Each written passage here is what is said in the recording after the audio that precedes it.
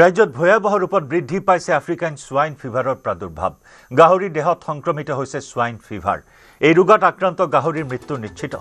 2019 চনত প্ৰথমবাৰলৈ ধৰা পৰিছিল এই আফ্ৰিকান সোয়াইন ফিভাৰৰ এই বৰ্ষত বেছি ভয়াবহ ৰূপ লৈছে সোয়াইন ফিভাৰে ৰাজ্যৰ কেইবাখনো জিলালৈ বিয়পি পৰিছে এই ৰোগ বৰ্তমানলৈকে এই ৰোগত আক্ৰান্ত হৈ 25শৰো অধিক গাহৰিৰ মৃত্যু হৈছে সংক্ৰমণ ৰোধৰ বাবে হত্যা কৰা হৈছে 6000ৰো অধিক গাহৰি চৰকাৰে ৰাজ্যত 297টা সংক্ৰমিত অঞ্চল চিনাক্ত কৰিছে ৰাজ্যত আন্তঃজিলা গাহৰি সৰবৰাহত নিষেধাজ্ঞা জাৰি ৰাজ্যৰ 7খন জিলাত গাহৰি মাংস বিক্ৰীত নিষেধাজ্ঞা জাৰি কৰা হৈছে ধেমাজি কামৰূপ লখিমপুৰ শিৱসাগৰত গাহৰি মাংস বিক্ৰীত নিষেধাজ্ঞা দৰং যোৰহাট ডিব্ৰুগড়ত গাহৰি মাংস বিক্ৰীটো নিষেধাজ্ঞা পৰৱৰ্তী নিৰ্দেশনা নিদিয়ালৈকে এই নিষেধাজ্ঞা জাৰি থাকিব শিৱসাগৰৰ পৰা আমাৰ সতীৰ্থ সাংবাদিক প্ৰদীপ গগৈৰ সৈতে আমি সংযুক্ত হৈছো পোনপটীয়া সম্প্ৰচাৰত প্ৰদীপ আফ্ৰিকান সোয়াইন ফিভাৰৰ প্ৰাদুৰ্ভাৱ এনেদৰে বৃদ্ধি পাইছে য'ত নেকি গাহৰি পালকসকলে ভীষণ লোকচানৰ সন্মুখীন হৈছে গতিকে বিভাগীয় কৰ্তৃপক্ষই এই পৰিস্থিতিৰ সৈতে কেনেদৰে মোকাবিলা কৰাৰ চিন্তা চৰ্চা কৰিছে প্ৰদীপ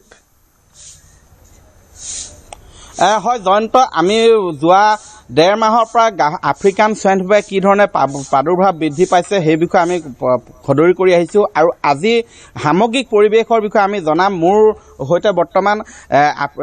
পশু চিকিৎসা বিষয়া তেওঁলোক আছে পশু চিকিৎসক আছে দুগৰাকী আৰু গাহৰি পালক আছে মই এই সমগ্ৰ কথা জনাম কিন্তু তাৰ পূৰ্বে মই জনাব বিচাৰিছো যে কেৱল আফ্ৰিকান সোয়াইন ফিভাৰৰ ফলত কেৱল যে গাহৰি পালকসকলৰ ক্ষতিগ্ৰস্ত হৈছে তেনে নহয় এই গাহৰি মাংসৰ হৈতে বহু হোটেল ৰেষ্টুৰেণ্টৰ ব্যৱসায়ী জড়িত হৈ আছে পালকসকল জড়িত আছে তেনে ধৰণে কেইবাটাও ক্ষেত্ৰৰ হৈতে গাহৰি মাংস জড়িত হৈ আছে আৰু সকলোৱে বৰ্তমান ক্ষতিগ্ৰস্ত হৈছে মই প্ৰথমে ইয়াত আপোনাৰ পৰা জানিব বিচাৰিম তেওঁ ডাক্তৰ চয়নিকা দাস তেখেত পশু চিকিৎসক শিৱসাগৰ জিলাত এতিয়ালৈকে কিমান এফেক্ট হৈছে কিমান আজিৰ দিনলৈ শিৱসাগৰ জিলাত 55টাতকৈ অধিক এপিচেণ্টাৰ ঘোষিত হৈছে আৰু তদুপৰি 25শতকৈ অধিক গাহৰি নিধন কৰা হৈছে আৰু সৰ্বোচ্চ শিৱসাগৰ জিলাত 10টা এদিনত এপিচেণ্টাৰ ঘোষিত হৈছিলে কিন্তু বৰ্তমান এই অলপমান কমিছে ইয়াৰ প্ৰাদুৰ্ভাৱ কাৰণ আজিৰ দিনলৈ আমাৰ হাতত কোনো চেম্পল আহি পৰা নাই হয় আফ্ৰিকান সোয়াইন ফিভাৰৰ ফলত 25শৰো অধিক গাহৰি খুদ পশুপালন বিভাগৰ তৰফৰ দলে গৈ নিধন কৰিছে আৰু এয়া মাত্ৰ পশু চিকিৎসা বিভাগৰ আনুষ্ঠানিক তথ্য কিন্তু পশু চিকিৎসা বিভাগক অৱগত নকৰাকৈ বহু লোকে নদীত উটুৱাই দিছে তেনেধৰণে বিভিন্ন মুকলি স্থানতো পেলাই দিছে যাৰ বাবে আফ্ৰিকান সোয়াইন ফিভাৰ প্ৰাদুৰ্ভাৱ যথেষ্ট বৃদ্ধি পালে উজনি অসমত আপোনাৰ ওচৰলৈ তেওঁ এগৰাকী পশু চিকিৎসক বাইদেউ আপুনি এই বৃদ্ধি পোৱাৰ কাৰণটো কি আচলতে এইটো আফ্ৰিকান সোয়াইন ফিভাৰটো যিহেতু এটা ভাইৰেল ডিজিজ ইয়াৰ কোনো এতিয়ালৈকে আমাৰ ভেকচিনেশ্যন আহি পোৱা নাই আৰু মানে কি হৈছে যিটো আমি শিৱসাগৰত দেখিছোঁ এইবাৰ মানে নদীত উটুৱাটো এটা বিৰাট মানে ডাঙৰ কাৰণ হৈছে সমস্যা হৈছে আৰু লগতে আমাৰ যিহেতু নিষিদ্ধ ঘোষণা কেতিয়া কৰা হয় যেতিয়া আমি এপিচেণ্টাৰ এটা ডিক্লেয়াৰ আমি কৰোঁ মানে পজিটিভ যেতিয়া চেম্পল পাওঁ পজিটিভ চেম্পল পোৱাৰ পিছত আমি নিষিদ্ধ ঘোষণা হ'ল জিলাখনত কিন্তু তাৰ আগতে আচলতে বহুতে লুকুৱাই ৰাখিছিলে এই কথাটো আমি যিটো আমাৰ হাতত তথ্য আছে সেয়েহে নিষিদ্ধ ঘোষণা হ'ল এতিয়া হৈছে এতিয়া আমাৰ স্প্ৰেডিংটো কমি গ'ল আগতেই এই বস্তুটো হৈ গ'ল যিখিনি ইনফেক্টেড ছাছপেক্ট আগতে কৰিবৰ কাৰণে আমি ধৰক আমাৰ যিটো নিয়মৰ মাজেহে আমি কৰিব পাৰিম কিন্তু আমি খবৰবোৰ পোৱা নাছিলোঁ বা মনে মনে হয়তো এই ছাছপেক্টেড বা সন্দেহযুক্ত গাহৰিখিনি মাৰ্কেটত গুচি গ'ল বা নদীত উটুৱাই দিলে বা মৰিলে এতিয়াও আচলতে নিষিদ্ধ ঘোষণা হৈছে যদিও দুই এটা উদাহৰণ আছে আমি আজি 3-4 দিনৰ আগতো আমি নিজে মানে সাডেন আমি ভিজিট গৈ পেলাই দেখিছোঁ যে কটাটো বা বেচাটো চলি আছে এতিয়াও ৰাতি নিশাৰ সময়ত কৰে গোপনে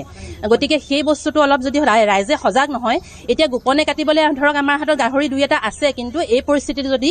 অব্যাহত হৈ থাকে গোপনে কাটিবলৈ আমাৰ হাতত গাহৰি নোহোৱা হ'ব এটা সময়ত গতিকে মই ৰাইজক অনুৰোধ কৰিছোঁ যাতে অলপ চিৰিয়াছলি লয় আমাক খবৰ দিয়ে ক্ষতিপূৰণৰ যিহেতু আশ্বাস আমাৰ ৰিচেণ্টলি কমিশনাৰ ছাৰ আহি গৈছিলে দিছে গতিকে তেওঁলোকে আমাক খবৰ দি আমাক যাতে সহযোগ কৰে আমি বিভাগৰ তৰফৰ পৰা সকলোখিনি কৰি আছো বৰ্তমান সময়ত এটা এতিয়াও আপোনালোকে দিখনৈ গ'লে দেখিব যে বহুত গাহৰি তেওঁলোকে ৰাতি গোপনে উটুৱাই দি আছে যিটো ভাইৰাছ পানীত 45 দিনলৈ থাকিব পাৰে তো এই বেমাৰবিধ যদি আপোনালোকে সজাগ নহয় আমি ৰোধ কৰাত আমাৰো বহুত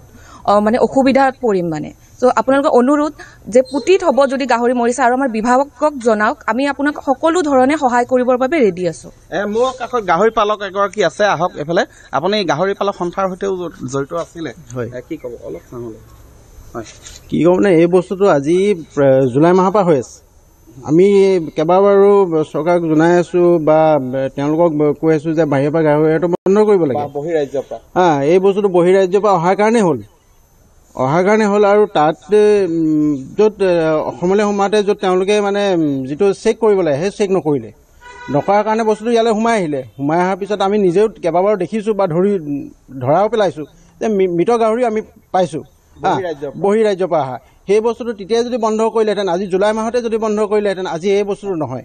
হয় জয়ন্ত আচলতে এটা কথা ক'ব লাগিব যে আফ্ৰিকান সোৱাইন ফিভাৰ 2019 চনৰ শেষৰ ফালে 19-20 চনতে আচলতে অসমত প্ৰৱেশ কৰিছিলে আফ্ৰিকান সোৱাইন ফিভাৰে আফ্ৰিকান সোৱাইন ফিভাৰত আক্ৰান্ত গাহৰি মৃত্যু হ'ব পাৰে কিন্তু সেই আফ্ৰিকান সোৱাইন ফিভাৰত মৃত্যু হোৱা বা আক্ৰান্ত গাহৰি মাংস খালে মানুহৰ শৰীৰত একো ক্ষতি নহয় কিন্তু বিয়পি যোৱাত সহায় কৰে গতিকে এই ক্ষেত্ৰত গুৰুত্ব যি ধৰণে দিব লাগিছিলে যিহেতু সেইমতে পশুপালন বিভাগে গুৰুত্ব নিদিলে বিশেষকৈ হাৰিয়ানাৰ পৰা ট্ৰাকে বিশেষকৈ পঞ্জাৱ হাৰিয়ানাৰ পৰা ট্ৰাকে উত্তৰ পূৰ্বাঞ্চললৈ বিশেষকৈ অসমলৈ আৰু নাগালেণ্ডলৈ গাহৰি সৰবৰাহ হৈ থাকে নাগালেণ্ডলৈ অসমৰ শিৱসাগৰ জিলাৰ আমগুৰি হৈয়ে আচলতে গাহৰি সৰবৰাহ কৰি থাকে আৰু সেই বহিৰাজ্যৰ পৰা যিবিলাক গাহৰি আহে তাত বিভিন্ন এনেধৰণৰ কিছুমান বেমাৰ লাগি আহে আফ্ৰিকান সোৱাইন ফিভাৰো হয় আচলতে লাগি আহে মৃত গাহৰিও আমি কেইবাবাৰো আমি বাতৰি সম্প্ৰচাৰ কৰিছোঁ মৃত গাহৰিও লৈ অহা হয় সেইবিলাক ট্ৰেইলাৰত যিবিলাক আনে ডাঙৰ ডাঙৰ ট্ৰাকত আনে তাত লৈ অনা হয় যি ধৰণে অসমত প্ৰৱেশ কৰাৰ প্ৰাকখনত গেটত চেক কৰিব লাগে শ্ৰীৰামপুৰ গেটত চেক কৰিব লাগে তেনেধৰণৰ চেক পৰীক্ষা নিৰীক্ষা নকৰাকৈ গাহৰিসমূহ বছৰি ইয়াত এনেধৰণে প্ৰৱেশ কৰাই থাকে আৰু যাৰ ফলত এই ৰোগবিধ নিয়ন্ত্ৰণ কৰা নিশ্চয় প্ৰদীপ এনেকুৱা এটা বিষম পৰিস্থিতিত যি নিৰ্দেশনা জাৰি কৰে প্ৰশাসনে বা চৰকাৰে গাহৰি সৰবৰাহত নিষেধাজ্ঞা জাৰি কৰা হয় সেয়া ক'ৰবাত কাগজে কলমেই আবদ্ধ হৈ থাকে নেকি যাৰ পৰিণতিত আজি এনে ভীষণ ক্ষতিৰ সন্মুখীন হ'বলগীয়া হৈছে গাহৰি পালকসকল হয় জয়ন্ত মই ইয়াৰ পূৰ্বেও কৈছোঁ যে নিষেধাজ্ঞা জাৰি কৰোঁতে যথেষ্ট পলম হ'ল যাৰ বাবে এই গাহৰি মাংস যোগেদি আচলতে আফ্ৰিকান সোৱাইন ফিভাৰ যথেষ্ট ব্যাপক হাৰত সমগ্ৰ উজনি অসমত বিয়পি পৰিলে প্ৰথম কথা বিগত সময়ছোৱাত আমি দেখিছিলোঁ যে আফ্ৰিকান সোৱাইন ফিভাৰত যেতিয়া গাহৰি মৃত্যু হয় পশুপালক এগৰাকীক যি ধৰণে ক্ষতিপূৰণ দিব লাগে চৰকাৰে সেই সময়ত উপযুক্ত ক্ষতিপূৰণ নিদিলে যাৰ বাবে বহু গাহৰি পালকে প্ৰথমে তেওঁলোকে ভাবিলে যে গাহৰি যিবিলাক আক্ৰান্ত হৈছে আফ্ৰিকান সোৱাইন ফিভাৰত সেইবিলাক পশুপালন বিভাগক যি ধৰণে অৱগত কৰিব লাগিছিলে